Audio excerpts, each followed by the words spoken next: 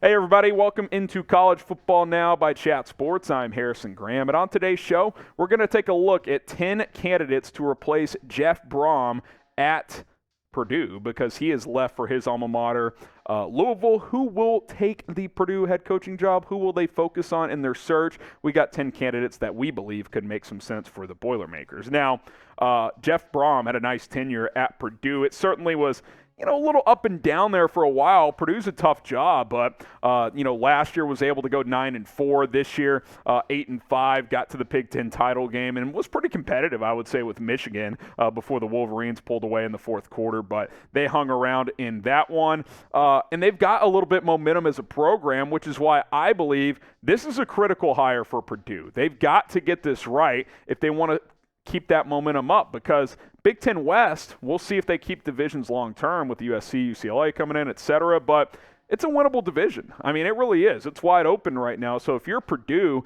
you want to keep that momentum going and keep this program on the right track for the first time in a long time. Now, what is the better job? Because we were kind of debating this in the office because we're like, Brohm leaves for Louisville, who historically has certainly been better, especially in the last couple decades. But, Purdue's in a better conference, Big Ten. I don't know. Now, I understand why he did it. It's his alma mater, and they threw some good money at him. But I think it's a fair debate. Type PUR if you think Purdue's the better job. Type LOU. That's if you think it's Louisville. Let me know down in the comments. All right, 10 coaching candidates. Kevin Sumlin, former Arizona head coach and Purdue alum, actually, which I didn't find that out until today. But Kevin Sumlin, no, it's not going to happen. I just wanted to include him. I think he's one of the USFL coaches. I don't know what he's up to these days, but he was a disaster at Arizona. The end of his tenure at A&M did not go well.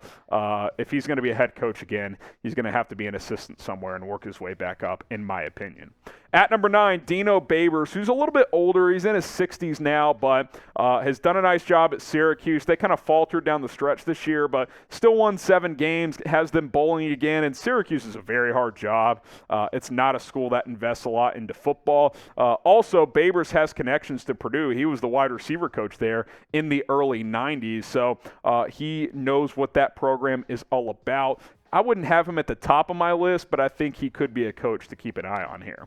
At number 8, Brian Hartline, who eventually you wonder, is he going to leave Ohio State and try to get a head coaching gig somewhere? If Purdue comes calling, you got to at least listen, right? If you're Hartline now, I think deep down he's hoping that eventually Ryan Day leaves for the NFL and maybe he gets the Ohio State job or at least the offensive coordinator gig. We'll have to wait and see. One thing we do know is Hartline's one of the best recruiters in the country. I mean, he is one of the top recruiters. I mean, you see the receivers he gets in there year in and year out. I mean, they are just plugging NFL receivers out every single year. I mean, everybody freaked out when Jackson Smith-Njigba got hurt this year. Oh, well, Marvin Harrison Jr., Emeka Egbuka. I mean, Julian Fleming was the number 1 overall receiver a couple years ago, and he's just been okay. Like, they've had other guys emerge. So as a recruiter, I would be intrigued in him. Now, obviously, being a head coach is a whole different deal, but I would show interest if I was Purdue. Now, today's show is sponsored by Rocket Money.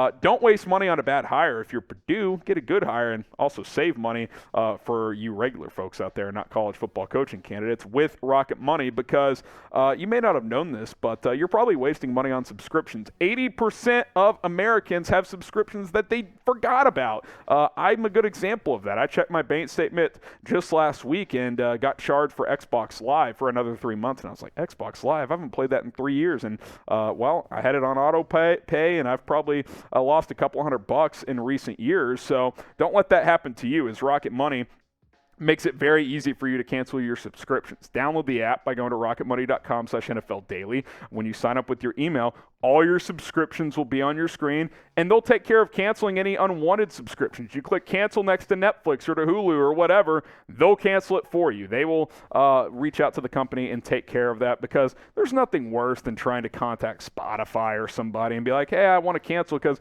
then they try to sales pitch. Oh, this is why you should stay. We'll throw you 2 weeks of free service, yada, yada, yada. Then you're like, okay, fine. And then you don't end up using it and you're wasting more money. Rocket Money is going to help you save money. rocketmoney.com/NFL Daily. Stay on top of your finances with Rocket Money. Let's go to our next candidate. Now, this is a bit of a curveball, I will admit. But Sean Lewis, who was the head coach at Kent State the last few years, shockingly left Kent State a few days ago to take the Colorado offensive coordinator job to join Deion Sanders there, as Colorado's clearly throwing money on their assistant coaches, and good for them.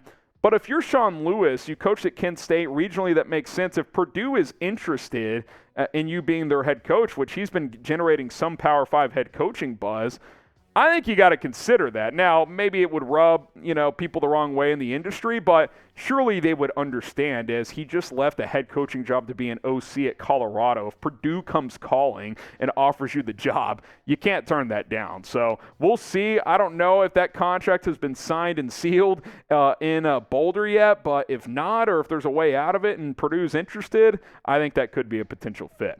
How about Jesse Minter, the defensive coordinator at Michigan? My boss, big Michigan fan, runs the Michigan Football Report here at Chat Sports. Go check it out and subscribe. He thinks this could be a possibility. Obviously, DC in the Big Ten. If he wants to be a head coach, staying in the Big Ten could make some sense, so keep an eye on that one. At number 5, Mike Denbrook, the offensive coordinator at LSU, has Midwest ties. I've seen a few articles link him to Purdue. He could be a dark horse for this job as well. I'll throw another dark horse at you. Garrett Riley, the offensive coordinator at TCU, the younger brother of Lincoln Riley, just won the Broyles Award for the best assistant coach in college football, helping lead TCU to the college football playoff. If they want to keep the offensive train rolling that Jeff Brohm left, Garrett Riley could be a seamless transition. Now, he's young. He hasn't been a head coach before. Obviously, he would have to learn on the fly, but he's going to be a head coach sooner rather than later, and Purdue could be a natural rise for him. A big-ish job, but not a huge job, kind of a middle-of-tier Power 5 gig. Now, who you got, speaking of the college football playoff, who's winning the national championship? Down to 4 teams here. Type UGA for Georgia, type MICH for Michigan, type TCU for TCU, type OSU for Ohio State. Who you got in the CFP this year? Let me know what you guys think. At number 3, Ryan Walters, who is a name on the rise in the coaching industry, led Illinois to the number 1 scoring defense in the country this year. If Illinois was competent offensively, they would have won the Big Ten West for sure. Lost a couple of tight games there down the stretch, almost beat Michigan. He's going to be a head coach soon, and this could be the gig for him. At number 2, Jason Candle, the head coach at Toledo, taking over from Matt Campbell after he left for Iowa State several years ago, and I believe he's like 53-30 since he's taken over. Just led Toledo to a MAC championship. He's going to get some looks soon, and maybe Purdue is the fit for him. And then at number 1, it's got to be Jim Leonhard, right? He just announced that after Wisconsin's bowl game, he's going to be leaving and pursuing other opportunities. And hey, a lot of people thought he was going to get the gig at Wisconsin after they fired Paul Chryst midseason. That did not happen. They hired Luke Fickell, which I don't necessarily disagree with. Fickell's a great coach and a great candidate coming from Cincinnati, so good for Wisconsin. But if you're Jim Leonhard, I don't blame you for leaving either. And if you can get a Power 5 head coaching gig in the Big Ten, that would be a home run. I mean, that would be a really, really good fit. Now, you'd be going offense to defense, but I think you could trust Leonhard to get the right offensive mind in there to keep the train rolling on that side, and Purdue gets a boost defensively because Jim Leonhard would be your head coach. I think that's someone you have to pursue heavily if you are the Boilermakers. Now, who will replace Brohm at Purdue? Predict it. Who is going to be their next head football coach? Give your thoughts down in the comments section.